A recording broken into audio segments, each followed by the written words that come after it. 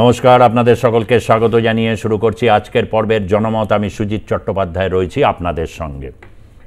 আজকে জনমতে আমরা কতগুলো বিষয়কে খোলসা করব এটাই যে বাংলার রাজনৈতিক আবহে এবং সামাজিক অর্থনৈতিক আবহে এখন একটা জোরদার বিতর্ক। এমনিতে আজকের আধুনিক রাজনীতিতে যে বিষয়গুলো আসছে আগামী দিনে, বহুবার জনমত থেকে শুরু করে বহু যে ভিডিও আমি ইউটিউব এবং ফেসবুকের ভিডিওতেও আপনাদের কাছে বলেছি তথ্য দিয়ে যে আগামী রাজনীতি হবে দুটো বিষয়ের উপর, এক ওয়াটার আর পপুলেশন থিওরি, অর্থাৎ জনসংখ্যা, যে রাজ্য বা যে দেশে জনসংখ্যা প্রবল সেই রাজ্য দেশগুলোকে উন্নয়নের মডেলগুলোকে নিয়ে ভয়ঙ্কর ভাবনা চিন্তার বিষয় আছে। তার কারণ হচ্ছে এই জনসংখ্যা একটা যেমন বোঝাও হতে পারে আবার সম্পদও হতে পারে। এটা শাসক যারা থাকবেন তাদের উপর নির্ভর করবে।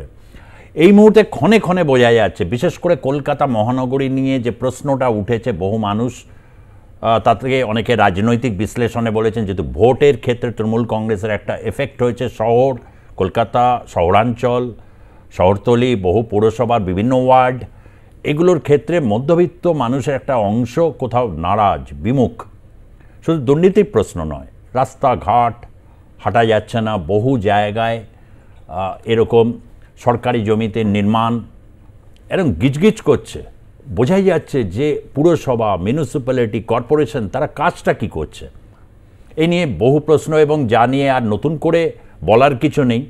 এখন চলছে সার্ভে প্রক্রিয়া, অনেক কিছুতে সার্ভে হচ্ছে আমরা জানতে পারছি, কিন্তু সবটা ভিজুয়ালি পারমিশনও নেই, উচিতও নয়। তার কারণ সার্ভের কাজটা যেহেতু ভীষণ স্পর্শকাতর বিষয় চলছে, হকার সার্ভে শুধু নয়, বিভিন্ন সরকারি জমি যেগুলো রয়েছে, তার কারণ বহু মানুষ সত্যিই তো একটি শহরে এইরকম অস্বাস্থ্যকর পরিস্থিতির মধ্যে দিয়ে মানুষ কেন থাকবেন। কিন্তু এই মানুষটির কারা হবেন? মুখ্যমন্ত্রীর ভাষায় প্রায় 4-5টা রাজ্যের ভার বইতে হচ্ছে তাকে। এই কথাটা আসার পরেই রীতিমতো একদম দাবানল সৃষ্টি করে দিয়েছে। আবারও বললাম যে জনসংখ্যা একটা ফ্যাক্টর।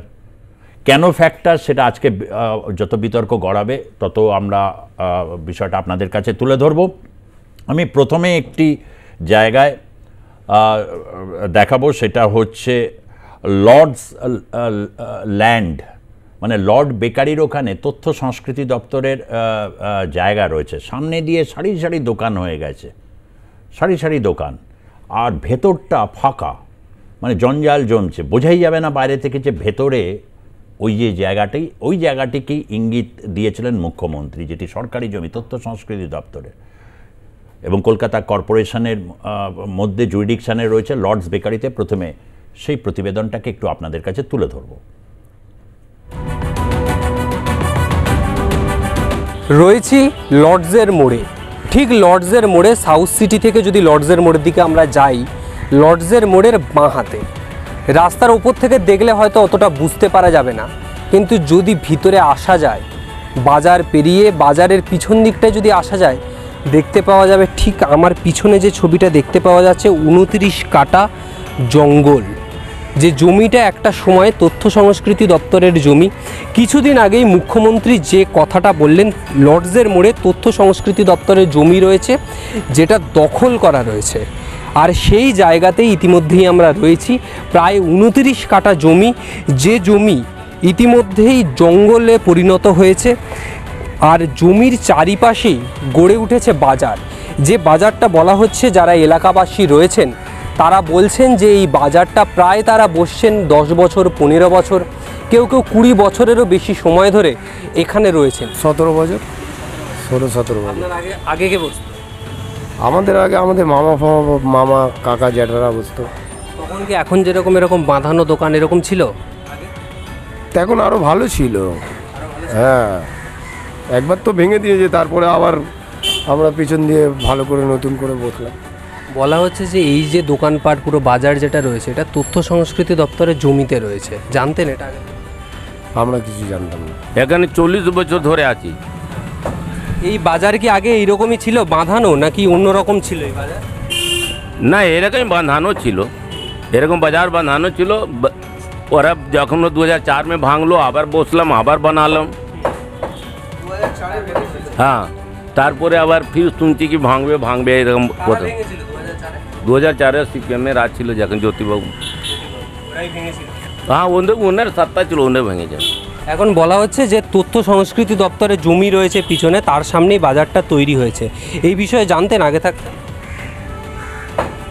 না না, আগেই বাজার এখানে ছিল, ভিতরেই বাজার ছিল। বাজারে তো খালি ভিতরে ছিল না, সামনে আমরা ছিলাম। 2004-এর পর আর ভাঙা হয়েছিল বা কিছু বলা হয়েছিল বাজার নিয়ে? না না, কিছু বলা হয়নি। সেটা আমরা জমিন কার আছে, আমরা বাজার 40 বছর ধরে আছি, আমরা জানি আমাদের বাজার আছে। আর জমিনে এটা তো আমি বলতে পারবো না। না, আজ 40 বছর ধরে আমরা কারবার করছি এখানে, ওর আগে भी লোক ছিল। আনোয়ার সাদি আসার সময় লর্ডসের মোড়ে তথ্য সংস্কৃতি দপ্তরের 29 কাঠা জমি রয়েছে, যেটা তিনি বলছেন যে তথ্য সংস্কৃতি দপ্তরকে ফিরিয়ে দেওয়ার জন্য। আসলে জমির বিষয়টা কি ঠিক? ফিরিয়ে দেওয়ার জন্য মানে ওটা তথ্য সংস্কৃতি দপ্তরের জমি, ওটা দীর্ঘদিন ধরে অব্যবহৃত হওয়ার ফলে বেশ কিছু অংশ নিয়ে ওখানে কিছু দোকান গজিয়ে উঠেছে। দেখুন, আগে তো ওটা একটু দখলমুক্ত করতে হবে, তারপরে তথ্য সংস্কৃতি দপ্তর তাদের কাজ করবে। আশা করছি খুব কিছু বহিরাগত যারা বাইরে থেকে এসেছেন কিছু কিছু দোকান বানিয়ে ফেলেছেন, দীর্ঘদিন ধরে দোকান হয়ে রয়েছে, সেই দোকানগুলো আছে। কিছু মানুষ আছেন যারা ওই ভেতরটাতে ঝুপড়ি বানিয়ে ফেলেছেন, এবং আস্তে আস্তে যা হয় জমি পড়ে থাকলে সেখানে মানুষ বসতি করতে থাকেন। তো পুলিশের কাজ, পুলিশ এসছিল, শুনলাম পুলিশ দেখে গেছেন, এবার পুলিশ তার মতো ব্যবস্থা নেবে।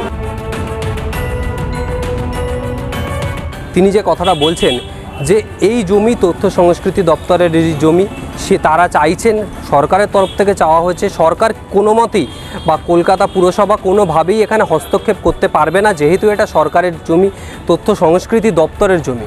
যদি চায় তথ্য সংস্কৃতি দপ্তর নিজেদের কিছু প্রকল্প এখানে করতে পারে, বা তারা যদি চায় এই জমিটা অন্যভাবে ডেভেলপ করবে, তারা করতে পারে। কাউন্সিলর বা এমএলএ হিসাবে তারা কোনো রকম হস্তক্ষেপ এখনও পর্যন্ত করবেন না, এমনটাই জানাচ্ছে। ক্যামেরায় উৎস রায়ের সঙ্গে রিকপুর কায়স্থের প্রতিবেদন, আর+ নিউজ, কলকাতা।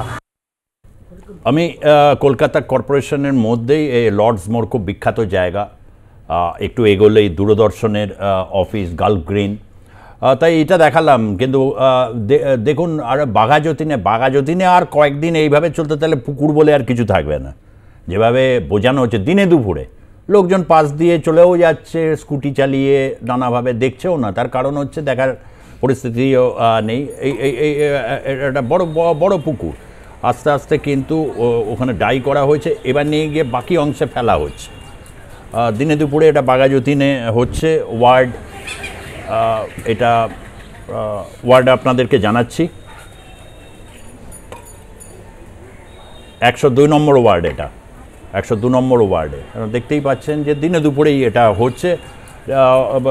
আরেকটা জায়গার সুকান্ত নগর, সেটা হচ্ছে বিধাননগরে, সেই জায়গাটাতেও নিঃসন্দেহে দেখাবো প্রতিবেদন। কিন্তু আজকে যে বিষয় নিয়ে প্রথমে পরিচয় করিয়ে দিই, রয়েছেন শক্তিমান ঘোষ, রয়েছেন হকার সংগ্রাম কমিটির সাধারণ সম্পাদক।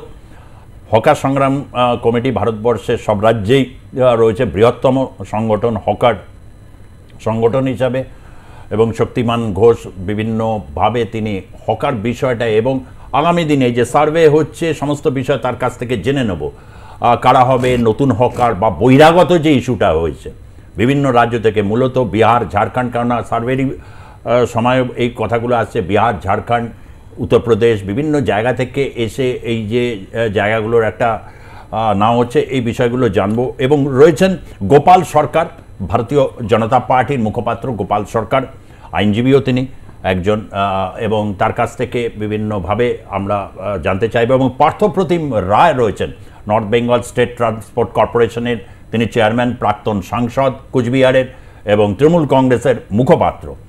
আমি পার্থপ্রতিম বাবুর কাছে আসবো, কারণ সরকারের দৃষ্টিভঙ্গি যেহেতু আপনি বলবেন, আমি প্রথমে একটু গোপাল সরকারের কাছ থেকে জানতে চাইব, বিরোধী রাজনৈতিক দল হিসাবে আপনারা এই রাজ্যে এই যে সরকারি বিভিন্ন জায়গায় জমি দখল হয়ে যাওয়া বা এই যে ফুটপাত নিয়ে যে পরিস্থিতি তৈরি হলো, আমরা বিগত সপ্তাহটা আমরা জুড়ে দেখলাম, এখন অনেকটা রয়েছে সার্ভের কাজ চলছে, আপনাদের পার্টি পয়েন্ট অফ ভিউ থেকে আপনি কি বলবেন?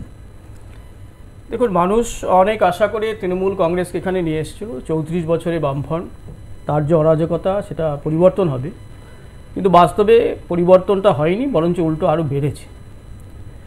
এটা আমরা দেখলাম লর্ডসের মোড়, বাঘাযতীন, এরকম জায়গা, বহু জায়গা আছে যে সরকারি জমি, LICর জমি, অন্যান্য জমিগুলোতে এইভাবে জবরদখল চলছে।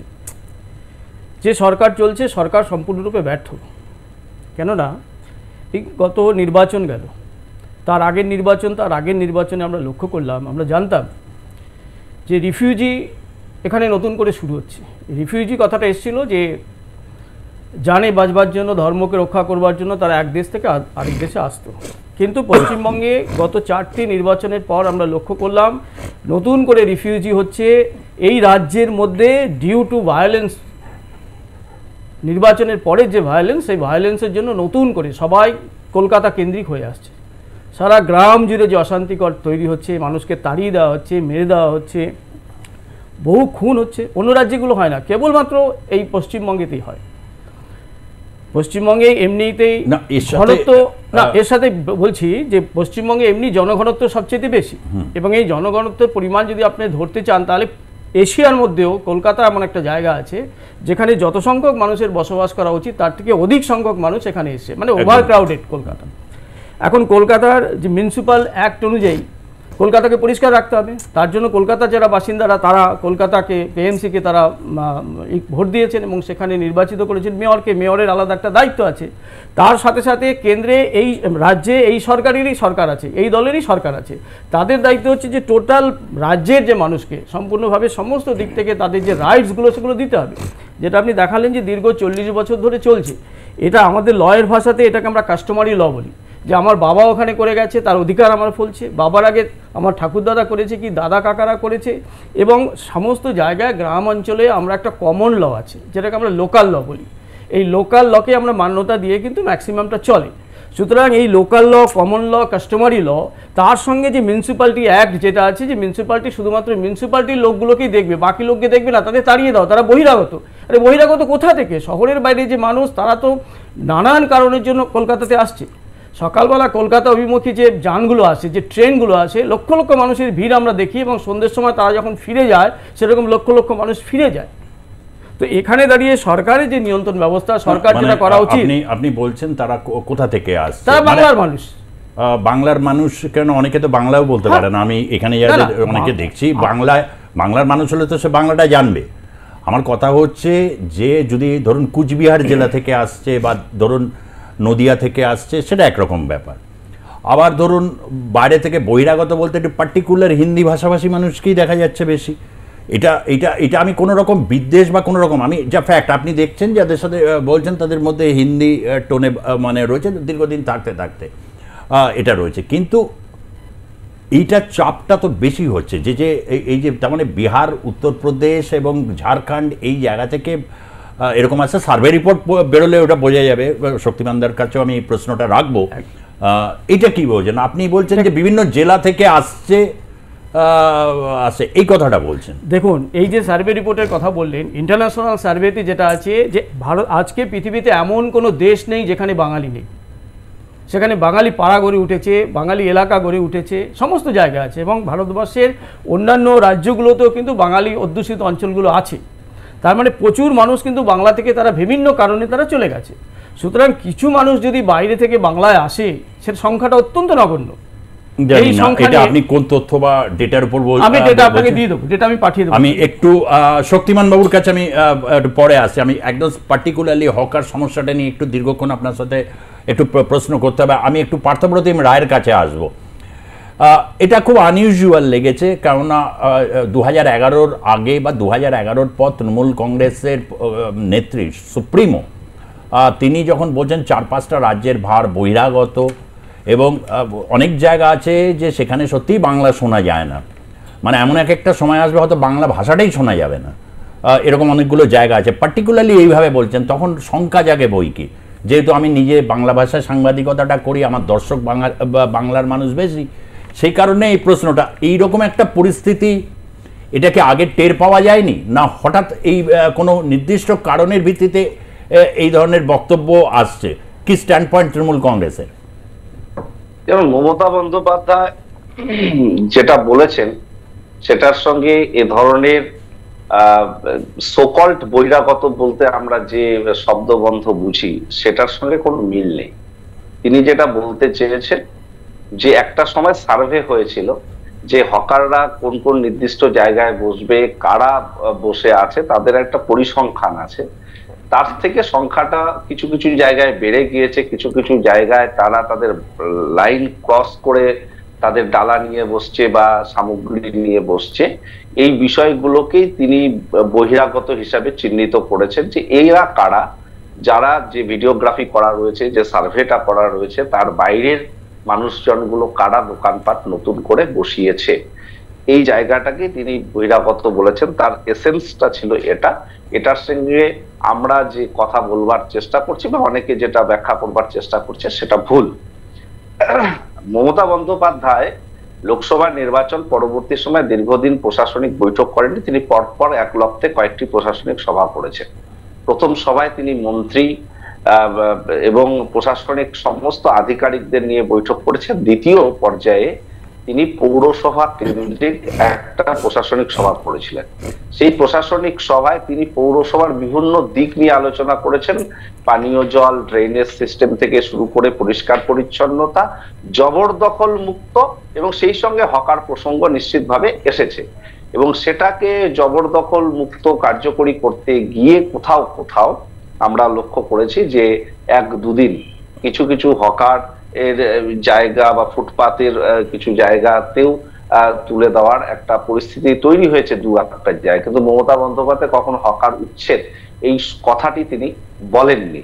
তার ফলে 3 দিনের মাথায় তিনি আরেকটি প্রশাসনিক বৈঠক করে খুব ক্ল্যারিফাই করে হকাররা কোথায় বসবে, তাদের কি সার্ভে হয়েছিল সেটা দেখে নেওয়া, একটা অবজার্ভ করা, বিকল্প একটা আয়োজন করা, হকারদের যাতে সুষ্ঠুভাবে তাদের হকারি করতে পারে তার জন্য তাদের স্টোর রুম করা, সেখান থেকে কিভাবে ক্যারি করে নিয়ে আসবে, সমস্ত বিষয়গুলোকে তিনি ব্যবস্থাপনাগুলোকে একটা সাইন্টিফিক ভাবে তিনি বলেছেন। এবং সেই লক্ষ্যে কাজ চলছে এবং 1 মাস জুড়ে কাজ করবে। হকার ইউনিয়নের যারা নেতৃত্ব, হকারদের প্রতিনিধি, তারাও সেই বৈঠকে ছিলেন এবং সেভাবে কাজগুলো সম্পন্ন হচ্ছে।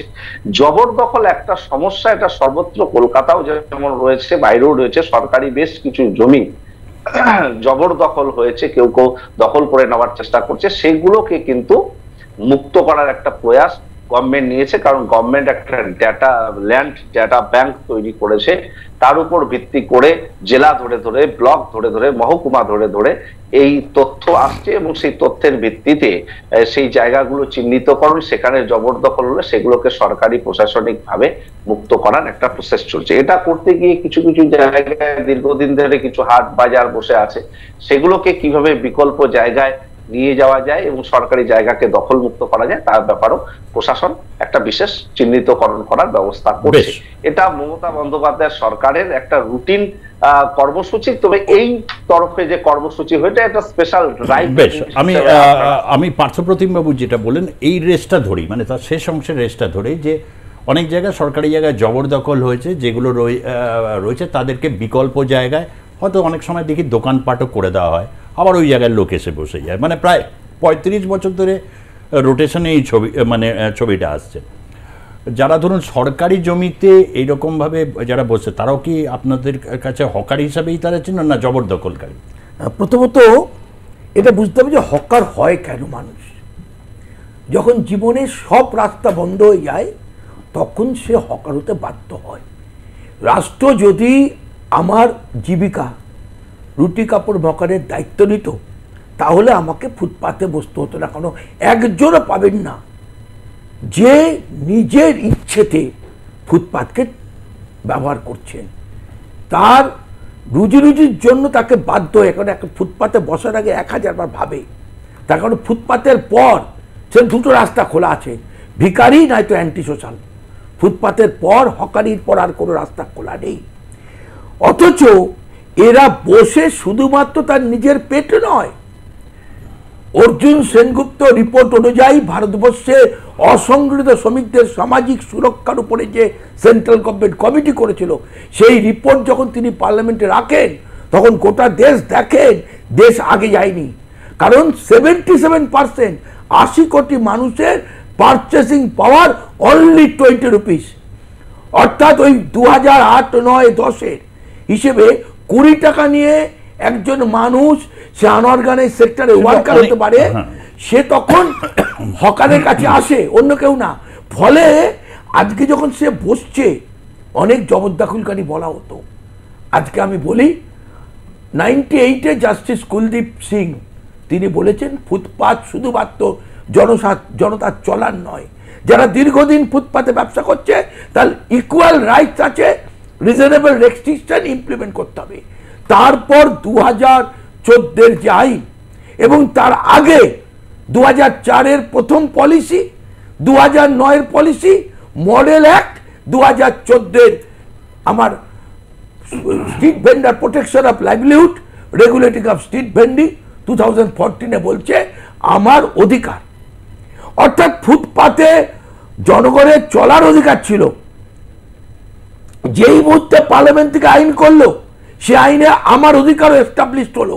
পশ্চিমবাংলার সরকার মমতা বন্দ্যোপাধ্যায় 96 সালে এই 1/3 থিওরি বলেছিল, তাকে নিয়ে আমরা গোটা ভারতবর্ষে এখন 1/3 বলছি। তাহলে ফুটপাতে 1/3 আমি লিগাল, 2/3 পাবলিক চলবে, সেটা লিগাল। এই ব্যালেন্সের জায়গা ছিল।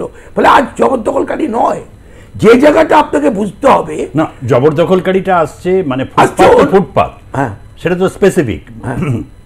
বহু জায়গায় এই বলছি, সরকারের জায়গায় এটাই বলছি, যেমন যেটা দেখালাম। না উনি বললেন, যেটা পার্থবাবু বললেন সঠিক। আমি আপনাকে বলছি, আমি বাইরে ছিলাম, ভিয়েতনাম, ফিলিপিন্সে ছিলাম। আমি যখন মমতা বন্দ্যোপাধ্যায় যেদিন নবান্নতে মিটিং করলেন, তখন আমি বাইরে, আমি খবর পেয়ে সঙ্গে সঙ্গে এসেছি এবং তার ওই বক্তৃতা আমি 12 বার শুনেছি। একটা জায়গায় উনি বলেননি উচ্ছেদের কথা, উনি বলেছেন নতুন হকার। এক শ্রেণী পুলিশ তার সাথে তথাকথিত ইউনিয়ন লিডার মিলিতভাবে এই হকার বসানোর কাজ করেছেন। এবং শুধু তাই নয়, সব থেকে বড় কলকাতা কাউন্সিলররা, কলকাতা কর্পোরেশনের কোনো কাউন্সিলর হকারদের কাছে কোনো পয়সা আমি দেখিনি, বা কর্পোরেশনের ক্ষেত্রে দেখিনি। না না, পয়সার কথা শুধু না, ফেভারিটিজম। হ্যাঁ, হতে পারে। শুধু আপনার ফেভারিটিজম আছে যে সুজিত কুয়াডা নাও, কিন্তু আমি হক, আমার হয়তো পাওয়ার কথাটা আমি পেলাম না, আরেকজন এক্স পেলো, যে একের সাথে ধরুন হকারিটার ডালাটা পেতে আরেকজনকে এমপ্লয় করেছে। 80% অন্তত এই জায়গায় নিজেরা আমরা দেখেছি 80% এমপ্লয় করেছে, এবং অত্যন্ত চিপ লেবার হিসাবে যাদের মানে ঝাড়খণ্ড, বিহার থেকে তাদেরকে নিয়ে আসা হয়েছে। এটা কি, এটা তো একটা নেক্সাস হয়ে গেল। আমি এই জায়গা শেষ না করলে আটকে যাব মাঝখানে। সেটা হলো যে টাউন ভেন্ডিং কমিটি তৈরি হয়েছে ওয়েস্ট বেঙ্গলে। রুল, এই আইনটা তৈরি হলো 2018-তে, রুল তৈরি হলো, স্কিম তৈরি হলো, টাউন ভেন্ডিং কমিটি তৈরি হলো। টাউন ভেন্ডিং কমিটির মধ্যে পুলিশের প্রতিনিধি আছে, কর্পোরেশন, হকারদের। আমরা যা যা সিদ্ধান্ত করলাম, ঐতিহাসিক সিদ্ধান্ত, কার্যকরী করতে পারছিলাম না। কোনটা? ফুটপাতের একদিকে বসবে, 1/3 বসবে, পিচের রাস্তা বসবে না, ইম্পর্টেন্ট 58টা রাস্তা ক্রসিংয়ে বসবে না। পারলাম না। কেন পারলাম না? পুলিশের জন্য। কলকাতা শহরের যে বিশাল পরিমাণে টাকা পুলিশের জন্য, ওসিএম তোলাবাজির জন্য ওঠে, তারা এই কাজটা করতে দিল না। 50 ফুট পুলিশ যদি মনে করে কলকাতা একটা নতুন হকার বসবে না, পুলিশ যদি মনে করে 50 ফুট ইম্পর্টেন্ট ক্রসিংয়ে কেউ বসবে না, 1/3 বাইরে 1 ইঞ্চি আসবে না, যদি পুলিশ মনে করে। কিন্তু পুলিশ পয়সা নিলে পরে হকারের ক্ষমতা বেড়ে যায়, ইউনিয়নের থেকে বেশি ক্ষমতা বেড়ে যায় তার। পুলিশ আমার পিছনে আছে। মানে আপনি বলছেন যে একজন দীর্ঘদিনের হকার সংগ্রাম কমিটির সাধারণ সম্পাদক হিসাবে, যে পুলিশকে যদি খুশি রাখা যায় তাহলে আপনাদের থাকে না, তখন হকার যারা ভাই, যার জন্য আপনি এতক্ষণ বললেন যে হয় সে কাজ না পেলে ছিনতাইবাজ হবে, সমাজবিরোধী হবে, না হলে হচ্ছে সে ভিখিরি হবে, তাদের তখন ক্ষমতার সাথে আপনাদের হচ্ছে না। এই দৃশ্য আমরা বাস্তব পরিস্থিতি যেটা বললেন, কেন ভেতরের যে কাহিনী বা গল্প অনেক সময় ব্ল্যাটেন্টলি বলে দেওয়া যায় যে পুলিশ এটা না, ঠিক কথায় তার হাতে অনেক আইন রয়েছে। আমি আসি, একটা বিরতির সময় যেহেতু হয়েছে, বিরতির পর আরও ডিটেলে একটু যাবার চেষ্টা করব। তার কারণ হচ্ছে সমস্যাটা এতটাই পাহাড় প্রমাণ যে সরকারে বিভিন্ন জমি জবরদখল থেকে শুরু করে বিভিন্ন রকম পলিসি স্কিম, একটা আধুনিক শহর বা ইনভেস্টমেন্ট, আমাকে অনেক এরকম বিভিন্ন বিজনেস সম্মেলনগুলোতে যখন ব্রেক পয়েন্টে এরকম আলোচনা অনেকে বলেছেন যে শহরে এরকম অবস্থা, অথচ একটা পোটেনশিয়াল সিটি, সেখানে ইনভেস্টমেন্ট করার আগে তো বিভিন্ন রকম প্রশ্নগুলো আসে। ফলে এই যে একটা জায়গা থেকে কি সুস্থির হবে, এই সার্ভে রিপোর্ট থেকে প্রকৃত হকার যারা যারা সত্যিকারে হকদার, যারা হচ্ছে আইনত স্বীকৃত, তারা পাবে না আপাতত হয়ে গিয়ে একটা নতুন সমস্যার দিককে তৈরি মানে হবে। আমি একটু বিজেপি মুখপাত্র আপনার কাছে আসবো। এটা ঠিক কথা যে প্রশ্ন, আবারও ওই প্রশ্নটা নিয়ে আসি। এই জবরদখলের ক্ষেত্রে একটা বড় সমস্যা কিন্তু দেখা যাচ্ছে যে এই বাংলার ভূমি সন্তানরা কিন্তু অনেক ক্ষেত্রে পাচ্ছেন না। ভূমি সন্তানদের কথা, আমি কোনো ব্যক্তিগত ভাষী বা এইসব যাচ্ছি না, ডমিসাইল বিয়ের প্রশ্নও আসছি না, আমি আসছি। সেই ক্ষেত্রে কিন্তু এই বিষয়টাকে কোথাও ভোটের অঙ্ক মাপা হচ্ছে, কোথাও বলা হচ্ছে এই জায়গাটা, কিন্তু ভারতীয় জনতা পার্টির স্ট্যান্ড পয়েন্ট এখনো ক্লিয়ার হয়নি। দেখুন, আমরা ভারতবর্ষে মানুষ, এখানে 29টা রাজ্য আছে এবং প্রত্যেকটা রাজ্যের আলাদা আলাদা কৃষ্টি, সমস্তগুলো আলাদা। আমরা বিভিন্ন ভাষা, বিভিন্ন ধর্মের মানুষ, ভাষাগত দিক থেকেও প্রায় 265টা ভাষা আমরা এক ভারতবর্ষে আছি। যে আজকে প্রসঙ্গটা হকারদের নিয়ে হচ্ছে, হকার এবং অবশ্যই বেআইনি নির্মাণ, বেআইনি নির্মাণটা একটা আলাদা বিষয়, হকারটা আছে। হকারদের একটা ফান্ডামেন্টাল রাইট আছে, এটা আমাদের কনস্টিটিউশনে আছে, আমাদের যে সংবিধানের মধ্যে এটা রয়েছে। সংবিধান আর্টিকেল 19(1)(g)তে পরিষ্কারভাবে বলা আছে যে যে কোনো মানুষ, ভারতবর্ষের যে কোনো মানুষ, তাকে সুযোগ দেওয়া আছে এবং সে প্রফেশনের জন্য যে কোনো বিজনেস ক্যারি করতে পারে, যে কোনো অকুপেশন করতে পারে, ট্রেড করতেই পারে। এবং ঘটনাক্রমে আজকে পশ্চিমবঙ্গে যে কথাটা বলছি আমরা, 2014 সালে যে একটা আইন ছিল, সেই আইনটাকে অ্যামেন্ডমেন্ট করে 2018-তে the West Bengal urban street vendors protection and livelihood, কথাটা খেয়াল করুন, protection and livelihood and regulation of street vendor act 2018, এটা ওয়েস্ট বেঙ্গলের গভর্নমেন্ট। তো এখন বিভিন্নভাবে যে এই বিষয়টা মানে এটা শুধরিয়ে দিচ্ছে ওটাকে। আইন সেন্ট্রাল গভর্নমেন্ট করেছে, স্টেট গভর্নমেন্ট অ্যামেন্ড করতে পারে না। ওটা রুলস করতে, আইন হলে স্টেটকে রুল করতে হয়, রুলস এবং স্কিম। ওটা স্টেট ব্যাংকের, আমি ওনাকে যথেষ্ট শ্রদ্ধা করি, কিন্তু আমাদের ভারতবর্ষের আইন পার্লামেন্টেও তৈরি হয় এবং বিধানসভাতেও। সেটা স্টেট আইন, স্টেট আইন। আমি তো স্টেট আইনের কথা বলছি, হয়নি স্টেট আইন। না, আমি তো স্টেট আইনের কথা বলছি, হয়নি, ওটা রুলে আছে। আমি বলছি স্টেট নয়, আপনি বলতে আইন। দেখুন, হকার্সের ব্যাপারে আমি মেনে নিচ্ছি, আপনি আমার থেকে অনেক অধিক। তা নয়, রুলস এন্ড বিষয়টা ওটা নয়। বিষয়টা হচ্ছে এই নির্বাচনের পরে হঠাৎ কেন মুখ্যমন্ত্রীর এই বিষয়টা নজরে এলো। যেখানে যেখানে বিজেপি ভোট বেশি পেয়েছে, বিধাননগরে ভোট বেশি পেয়েছে, যে ওয়ার্ডে ভোট বেশি পেয়েছে, সেই সমস্ত জায়গায় আক্রমণ শুরু হয়ে গেল। না না, যখন দেখুন, আমরা এখানে আমি কেন বলছি, পশ্চিমবাংলা সর্বত্রই এইটা আমরা দেখতে পেয়েছি, এই ঘটনা ঘটেছে। আমি এখানে দেখুন, আমি বিজেপির মুখপাত্র, আমি একটা দল বিলংস করছি, কিন্তু উনি হকার্সদের বিলংস করছে। ওখানে পার্থপ্রতিম বাবু আছেন, উনি টিএমসি বিলংস করছেন। পার্থপ্রতিম বাবু আমাকে বলুক, কাটতে পারি, কিন্তু ওনার মতন একজন ভালো মানুষ এবং সমস্ত দলকে নিয়ে উনি চলেন। এবং আমি যেটা শুনলাম আপনার অফিসে, যে ওনার অফিসটা সারা ভারতবর্ষের মানুষদের পাওয়া যায়, এমনকি বিরোধী দলের নেতারও যখন ছিলেন বিজেপি, তার ছবিও উনি রাখেন। কিন্তু বিষয়টা হচ্ছে সময়টা। দেখুন, টাইম একটা ব্যাপার আছে, সেন্স একটা ব্যাপার আছে। সময়টা এটা নির্বাচনের আগে হলো না কেন? নির্বাচনের পরাজয় যে সমস্ত জায়গায় হয়েছে, সেই সমস্ত জায়গাগুলো শুরু হলো এবং তিনি আবার বন্ধও করে দিলেন 1 মাস পরে। 1 মাস বাদে আর কিছু হবে না, সমস্তটা ভুলে যাবে। যে সবগুলো ভাঙা দরকার ছিল, সেগুলো ভাঙা হয়ে গেছে। আজকে উনি যদি কলকাতা পরিষ্কার করার জন্য যদি পার্ক স্ট্রিট পরিষ্কার করতেন, যদি উনি মেটিয়া বুরুজ পরিষ্কার করতেন, যদি উনি আমাদের বিভিন্ন যে জায়গাগুলো আছে, আমি প্রত্যেক নামগুলো বলছি না, সমস্ত জায়গায় যদি পরিষ্কার হতো, তাহলে মানে আপনি বলতে চাইছেন হাতিবাগান, গড়িয়াহাট, বড়বাজার। হ্যাঁ, তার সঙ্গে সঙ্গে আমি এটা বলছি, পার্ক স্ট্রিটটাও বলছি। আমি তার সঙ্গে আমি কাউকে উদ্দেশ্য করে বলছি না, সবাই ভারতবাসী। কিন্তু উনি মানিকতলা দিয়ে শুরু করে একদম এই পর্যন্ত, শিয়ালদা পর্যন্ত টোটালটাই পরিষ্কার করে দিতেন। তাহলে তো বলতে পারতাম যে হ্যাঁ, উনি যেটা চাইছেন সেটা একদম স্পষ্ট, তার সঙ্গে নির্বাচনের কোনো যোগাযোগ নেই। কিন্তু সমস্তটা পলিটিক্যালি হচ্ছে। পলিটিক্যালি আপনি বলছেন, এটা পলিটিক্যাল ওরিয়েন্টেশনে, একদম পলিটিক্যাল ওরিয়েন্টেশনে। আমি যেটা আগে শুরুতেই বলেছিলাম যে এখন কতগুলো জায়গার নাম উল্লেখ করতে গিয়ে কতগুলো স্পেসিফিক, আমার এখানে না স্পেসিফিক জায়গা বলিনি আমি সমস্ত জায়গার নাম বলতে বলি। এই বহিরাগত বলতে আপনি কি বলছি? বহিরাগত বলছি, তার আগে এইটা বলে যে 1 মিনিটে, সেটা হচ্ছে যে উনি যেটা বললেন সেটা সঠিক বললেন না। প্রচুর ভোট দিয়েছেন মুসলিম সমাজ, প্রচুর ভোট দিয়েছে।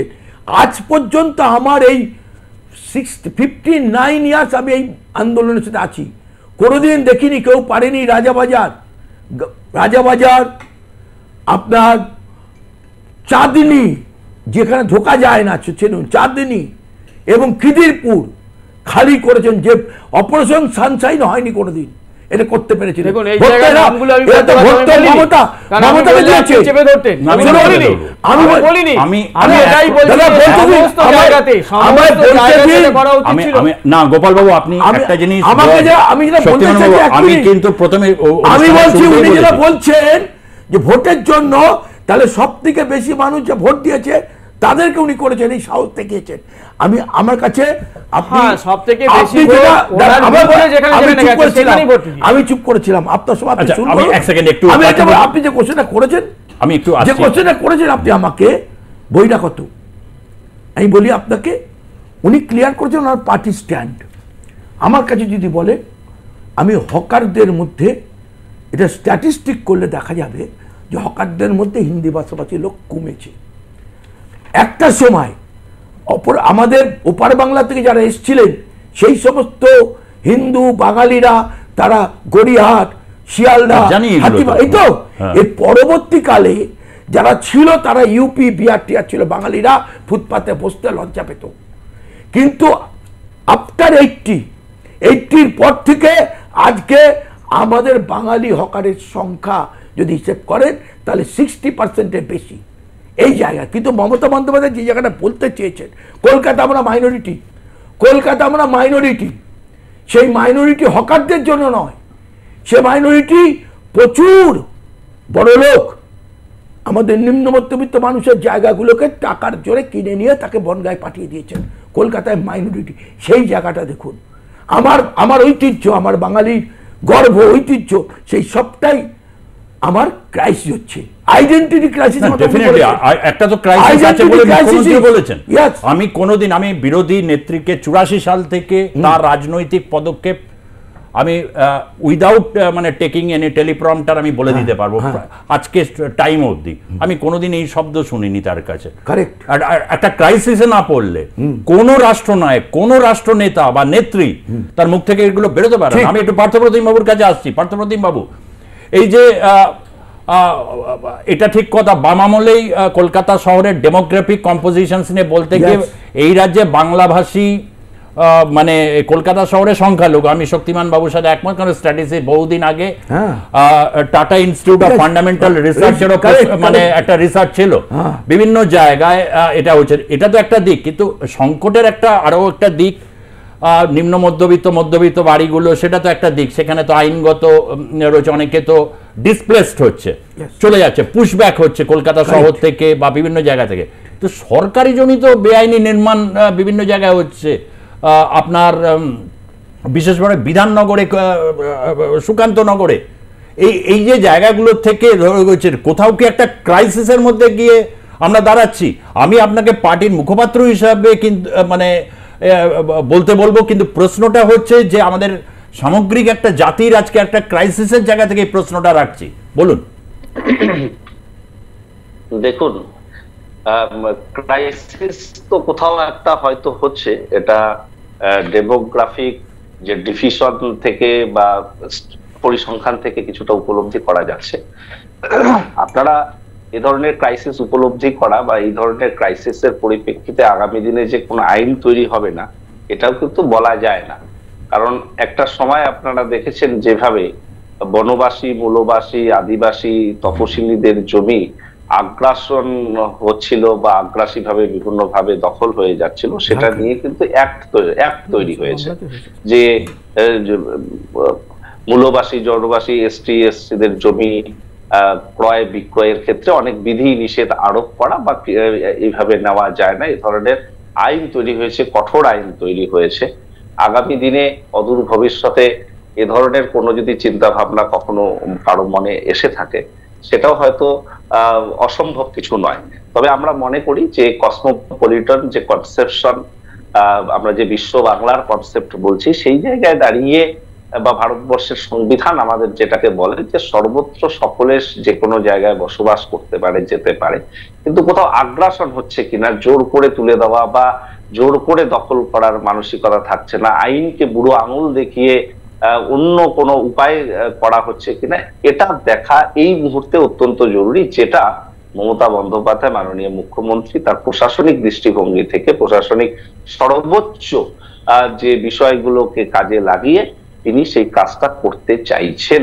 এটা করা সময়োপযোগী একটা সিদ্ধান্ত এবং সেটা বাস্তবায়ন হবে এবং আগামী দিনে সরকারি জমিগুলোকে সরকারি অন্য কোনো কাজে ব্যবহার করা, জনসাধারণের স্বার্থে যে কর্মসূচি রূপায়ণ করার ক্ষেত্রে কাজে লাগানো যাবে বলে আমি বিশ্বাস করি। অর্থাৎ কোথাও একটা জায়গা থেকে পার্থপ্রতিম রায় তৃণমূল কংগ্রেসের মুখপাত্র এবং উত্তরবঙ্গ স্টেট ট্রান্সপোর্ট কর্পোরেশনের চেয়ারম্যান প্রশাসনিক পদেও রয়েছেন, অর্থাৎ কোথাও একটা জায়গা থেকে নতুন যদি একটা আইন আছে, আশ্চর্য হবার কিছু নয় গোপালবাবু। এরকম ধরুন একটা যদি আইন আছে, আমার তো খুব যেহেতু আপনার বিজেপি প্যান ইন্ডিয়ান পার্টি, এখন তো প্যান ইন্ডিয়ানও না, আপনারা বলেন পৃথিবীর সর্ববৃহৎ পার্টি, প্যান ইন্ডিয়ান পার্টি, তবে লোকে তো বলে এটি গোবলয়ের পার্টি, হিন্দুস্তানের উপর ভিত্তি করে দাঁড়িয়ে থাকে। কোথাও এরকম যদি একটা আইন আছে, তারা কি আপনারা তখন কি বিদ্রোহী বিক্ষোভে নামবেন? দেখুন, আইনটা কারা আনবে? আইনটা আপনারা তো খেতে আসবেন না যদি রাজ্যে এরকম আসেই।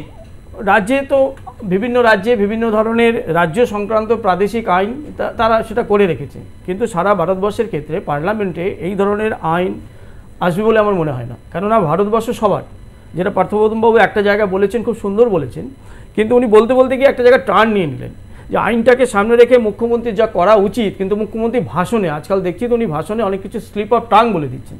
আজকে হকারদের মধ্যে কারা নন বেঙ্গলি তাদের খুঁজছেন, কিন্তু তিনি খুঁজছেন না যে আজকে পশ্চিমবঙ্গে কতজন আইপিএস নন বেঙ্গলি, কতজন আইএএস যারা বিভিন্ন জায়গায় ডিএম পদে আছে, বাঙালি অধ্যুষিত অঞ্চলে ডিএম পদে অবাঙালি আছে, কতজন আইআরএস যারা বিভিন্ন ট্যাক্স সেকশন যেটা আছে সংখ্যাটা কত, সেখানে অবাঙালির কত মানুষ সেখানে আছে।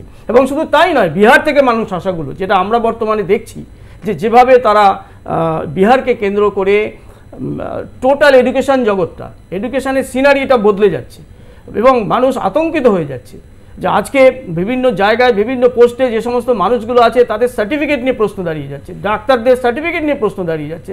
তো উনি প্রথমে এইটা দেখুক যে পশ্চিমবঙ্গে কতজন আইপিএস বিহার থেকে এসছেন, আইএএস বিহার থেকে এসছেন, আইআরএস বিহার থেকে এসছেন, তাদের সার্টিফিকেটগুলো চেক হোক, দরকার হলে তাদের আরেকবার পরীক্ষায় বসাক, এই কাজটা উনি করুক।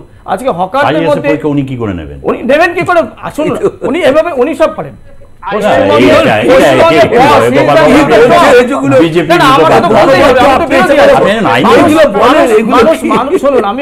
আমি বিরোধী মানে এটা নয়, আজকে প্রচুর মানুষ আমাদের, আমরা কেবলমাত্র হাজার মানুষের বিরোধী নয়, আজকে কোটি বিরোধী। না, উনি এই জায়গাটা কেন দেখছেন না? এখানে তো নন বেঙ্গলি বিহারের মানুষ বসে আছে। আজকে হকারদের মধ্যে অনেকটা স্টেপ আউট করে গোপাল বাবু বলছেন। হ্যাঁ, পার্থপ্রতিম বাবু, প্যান ইন্ডিয়ান পার্টি বিজেপি, এটা তো কোনো সন্দেহ নেই, কিন্তু তিনি কিন্তু এই কথাটা বলছেন, সংকটটা কোথাও একটা বিজেপির অন্তত মুখপাত্র হিসাবে ওই অংশটুকু বাদ দিয়ে উনি ওটা বলছেন, এটা যুক্তির পরিপ্রেক্ষিতে এসছে, কিন্তু এইটুকু মানে বলেছেন। এই জায়গাটা থেকে দাঁড়িয়ে আপনি কি খুব মানে ঠোস বুনতভাবে বলতে পারেন আমরা চাই যে যারা প্রকৃত হকার, কেন সে হকিং করবে না? নিশ্চয়ই করবে না, সবটাই হকার, এক্সিস্টেন্স অল হকারের কথা বলেছে আইন। আচ্ছা, পার্থপ্রতিম বাবু খুব আমাকে একটু, হ্যাঁ পার্থপ্রতিম বাবু কিছু বলছিলেন? আমরা মনে করি না, আমি বিজেপি প্রতিনিধি যেটা বলছেন আইএস আইপিএস দের সার্টিফিকেট চেক করে, এটা দায়িত্ব তো গভর্নমেন্ট অফ ইন্ডিয়া, পশ্চিমবঙ্গ সরকার কেন গ্রহণ করবে? তো আমি যেটা বলছিলাম যে হকার নিয়ে আমাদের স্ট্যান্ড পয়েন্ট খুব ক্লিয়ার, মাননীয় মুখ্যমন্ত্রীর স্ট্যান্ড পয়েন্ট খুব ক্লিয়ার, হকিং যারা করছে তারা করবে, কিন্তু বিষয় হলো হকিং এর ক্ষেত্রে যে রুলস রেগুলেশন বা জায়গা চিহ্নিতকরণ আছে, ফুটপথের যে অংশ আছে তাকে মান্যতা দিতে হবে। আমি একটু বাইরে গিয়ে কেউ যদি করার চেষ্টা করে নিশ্চিতভাবে সেই জায়গায় কিছু। আমি একটু আপনার কাছে যাবো, যে সময় একদম শেষ লগ্নে এসেছি তো, আমি একটাই প্রশ্ন করব। ধরুন এই যে সার্ভে হচ্ছে, সার্ভে রিপোর্টে দেবাশিস কুমার গেছে, আমরাও জানতে পারছি, প্রচুর এরকম দেখা যায়, বলতেই পারছে না, আমাদের তো টিম আছে, বলছে মালিক दूसरा है, हम पता नहीं, हम तो बैठा दिया, ম্যাক্সিমাম জায়গাতে এরকম কেউ কেউ আধো আধো বাংলাতে বলছে, একটু বেশি দিন যারা একটু সিনিয়র। এইটা কিন্তু আমি বিভিন্ন জায়গা, ইভেন হাতিবাগানে আমারও তো একটা বয়স হলো, আমি উত্তর কলকাতার ওই দিকেরই লোক। আমি আসতে যেতে আগে দেখতাম যে 100 জনের মধ্যে প্রথম দিকে দেখতাম, 80-র দশকেও দেখেছি 100 মানে 10 জনের মধ্যে 10 জনই হচ্ছে পূর্ববঙ্গ থেকে আসা লোক। 90-এর মাঝামাঝি এসে দেখলাম 2 জন হিন্দি স্পিকিং, 8 জন ইয়েতে। এখন উল্টো হয়ে গেছে, এখন 10 জনের মধ্যে 2 জন বেঙ্গলি স্পিকিং। না, হাতিবাগানে নয়, এটা ফুল রিপোর্ট। হাতিবাগানে এখনো 2 জনের বেশি খুঁজে পাবেন না। আপনি যেটা দেখেছেন দেবাশিস কুমার করেছে, দেবাশিস কুমার গত 3 দিন ধরে যেটা করছেন আমাদের নিয়ে করছেন, সেটা হচ্ছে একদম ধর্মতলা নিউ মার্কেট চত্বর, যেখানে 90% নন বেঙ্গলি। এই একটাই জায়গা যেখানে আপনি 90% নন বেঙ্গলি। বাকি আপনি গোটা কলকাতা শহরে Russell Street, Kamakhya Street, Theatre Road, Elgin, এগুলো নন বেঙ্গলি। ঠিক আছে, পেয়ে গেছি। আমি আমি আমি আপনার কাছ থেকে আরেকটি জিনিস, সার্ভেটা বলেননি। না, আমি সার্ভেটা নয়, আরেক দিন মানে এইটা তো চলতে থাকবে। এখন আমার একটা জিনিস জিজ্ঞাসা, অনেক মানুষ আজকে ফোন লাইনও খুলেনি, অনেকে জানতে চাইছেন এই যে বিভিন্ন জায়গা আপনি বললেন ইকুয়াল ডিস্ট্রিবিউশন, মুখ্যমন্ত্রী মানে ধরুন পার্ক স্ট্রিট এই অঞ্চল, এখানে হকিং কারা করবে? তার নিশ্চয়ই একটা ইয়ে থাকবে না, যারা হকার আছে তারাই করবে। আচ্ছা, আলাদা করে কিছু না। শুনুন, কিন্তু অনেক জায়গায় হাতিবাগান বা গড়িয়াহাটে দেখা যাচ্ছে যে সেখানে মানে কি তাহলে জনবিন্যাস চেঞ্জ হয়ে গেছে বলে সেখানে এরকম, যেখানে আগে দেখা যায় পূর্ববঙ্গ থেকে মানে রিফিউজি তারাই। আমি যদি দেখেন এখনো যেখানে দাঁড়িয়ে আপনাকে কি বললাম যে ওই বাংলা থেকে যখন আমরা এক বাংলায় আসি তখন এই বিরাট চাপটাকে বিধান রায় নিয়েছিল, কিন্তু তারা যেখানে যেখানে বসেছিল সেই জায়গাগুলো এখনো 80% আছে ওপার বাংলার সেই মানুষদের পরিবারগুলো। আর সল্টলেকে, তাহলে সল্টলেকে আপনি হিন্দু সল্টলেকে যারা থাকেন তার নিশ্চয়ই তো ফুটপাতে বসবেন না, তারা বসেন না। তাহলে তারা সল্টলেকে বস্তি দেখেন, সুকান্তনগরের লোকজনকে অনেককে আমি কিন্তু বলতে বস্তি, তারা হকার। আমার ইউনিয়ন শোনেন ওখানকার, কিন্তু সুকান্তনগরের একটা যে অংশ যে জায়গায় বসার, কিন্তু আমি যারা দেখছি তারা তো কেউ ওখানকার নাগরিকই না। না না, ভুল ভুল। সল্টলেক, আপনাকে সল্টলেক, নিউ টাউন, সেক্টর 5, এরা সব লোকাল, এরা সবাই বাঙালি। 2-4 জন খুঁজে পেতে পারে হিন্দি ভাষাভাষী, সব বাঙালি। সল্টলেকে আমার মেম্বার তারা, আমি আপনাকে বলছি 20টা ইউনিয়ন নিউ টাউনের সব বেঙ্গলি। আপনি নন বেঙ্গলি খুঁজে পাওয়া মুশকিল। আচ্ছা, আপনাকে আমি ফুটেজ এনে দেবো। হ্যাঁ, এখন অবশ্য আমি কি বললাম রাস্তা চড়ার জন্য আপনাকে আমি বলি, সল্টলেক, সেক্টর 5, নিউ টাউন, এইটাতে আপনি খুঁজেও, আমি কিন্তু বাঙালি অবাঙালির কথা বলছি না শক্তিমান বাবু, পাবেন না। আমি বলছি বঙ্গভূমিতে যারা বসবাস করেন, অনেকে আছেন যে ধরুন অলচিকি ভাষায় লেখে, কিন্তু সে বঙ্গভূমি